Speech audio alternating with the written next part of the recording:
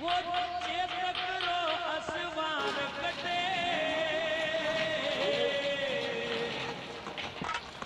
हे मायड़ थारो वो पूत कटे, वो एक लिंग दीवान कटे, वो मेवाड़ी सिर मोड़ कटे, वो महाराणा प्रताप कटे, वो महाराणा प्रताप कटे, वो महाराणा प्रताप कटे।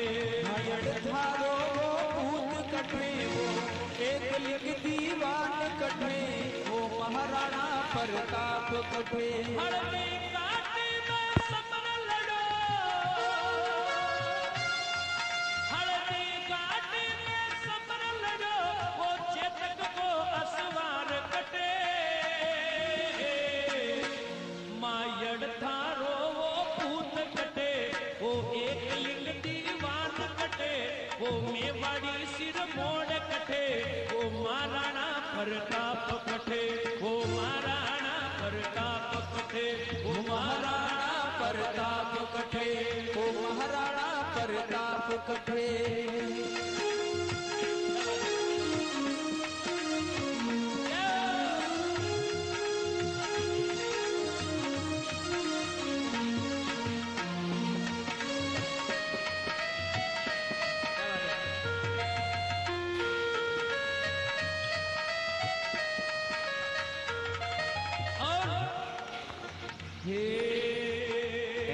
मैं बाँचो है इतिहासा में, मैं बाँचो है इतिहासा में, मायड़ थे एड़ा पूत जया, मायड़ थे एड़ा पूत जण्या, मायड़ थे एड़ा पूत जण्या। मान लगायो नहीं तारो, मान लगायो नहीं तारो, हे सूरा में सरदार बना, हे सूरा में सरदार बण्या, हे सूरा में सरदार बण्या। तेरा रामन सुपासा रे, तेरा रामन सुपासा रे, दिला पड़ गया उनरे आगे, अरे वो झुकियो नहीं नर नारियो, अकबर री सेना रे आगे, वो झुकियो नहीं नर नारियो, अकबर री सेना रे आगे, वो झुक्यो नहीं नर नाहरियो, अकबर री सेना रे आगे। हिंदवा सूरज ने वाड़ रखना, हिंदवा सूरज ने वाड़ रखना, वो महाराणा प्रताप कटे, मायड़ थारो वो पूत कटे, वो एक लिंग दीवान कटे, वो मेवाड़ी सिर मोड़ कटे, वो महाराणा प्रताप कटे, वो महाराणा प्रताप कटे, वो महाराणा प्रताप कटे।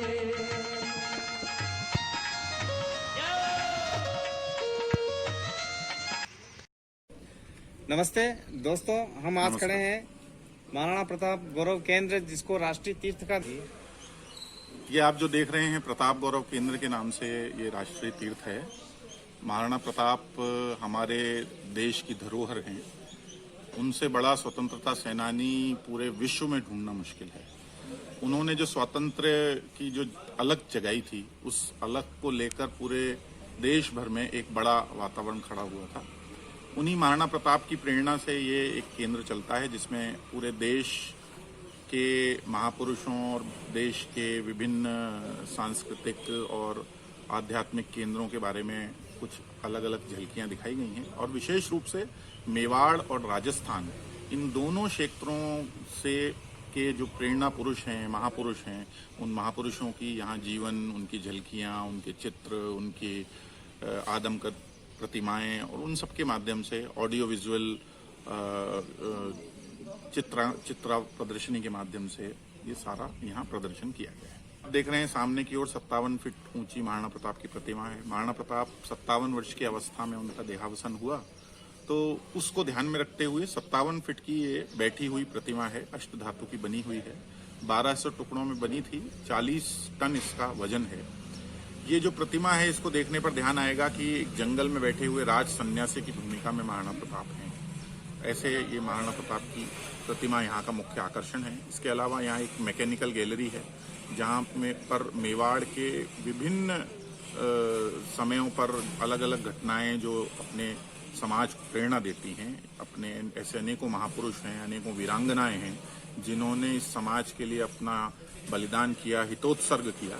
ऐसे सब महापुरुषों और वीरांगनाओं की घटनाओं को मैकेनिकल फॉर्म में, आप देखेंगे तो रोबोटिक फॉर्म में वहाँ दर्शाया गया है। इसके अलावा एक लाइट एंड साउंड शो है जिसमें पूरे भारत के विभिन्न सांस्कृतिक केंद्रों, आध्यात्मिक केंद्रों, तीर्थों, उसके अलावा अनेकों महापुरुषों, पूरे भारत का एक दर्शन वहाँ पर होता है। भारत माता मंदिर है जहाँ पर हमको एक भारत माता के प्रति एक लगाव, उसके प्रति स्नेह, वात्सल्य का एक भाव जागरण होता है।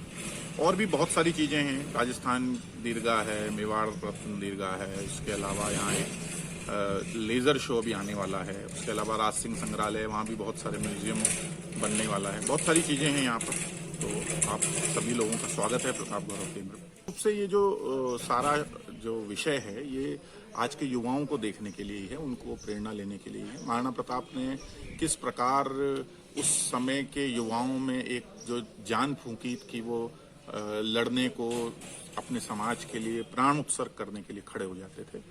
उस दृष्टि से केवल महाराणा प्रताप ही नहीं, तो उस काल के अनेकों महापुरुष जिनकी घटनाएं कहीं ना कहीं खो गई हैं, कहीं ना कहीं हमसे इधर उधर चली गई हैं, या हम भूल गए हैं, काल के उसमें चली गई हैं। तो ऐसे सारे जो अपने समय के महापुरुष हुए, अपने समय की वीरांगनाएं हुई, उन सब लोगों के बारे में यहाँ पे कुछ तो पहले से जो जानकारी एकत्र कर सकते थे वो हमने की है। इसके अलावा यहाँ एक शोध केंद्र भी है। मैं सभी युवाओं से अपील करता हूँ कि वो सब मिलकर प्रयत्न करें, हमारे इस शोध केंद्र का उपयोग करें। यहाँ बहुत सी पुस्तकें हैं, उन्हें पढ़ें।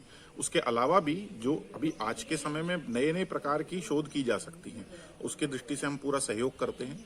तो युवा आज के समय में महाराणा प्रताप की जो वर्तमान में जो कई प्रकार के उनके बारे में भ्रम फैलाए जा रहे हैं, उनको दूर करने का काम कर सकते हैं। जैसे हल्दीघाटी युद्ध वाला विषय है। हल्दीघाटी युद्ध के विषय में बहुत आज से लगभग 100 साल पहले, 70-80 साल पहले एक धारणा थी कि महाराणा प्रताप वो युद्ध हार गए थे। लेकिन जब शोध होनी शुरू हुई,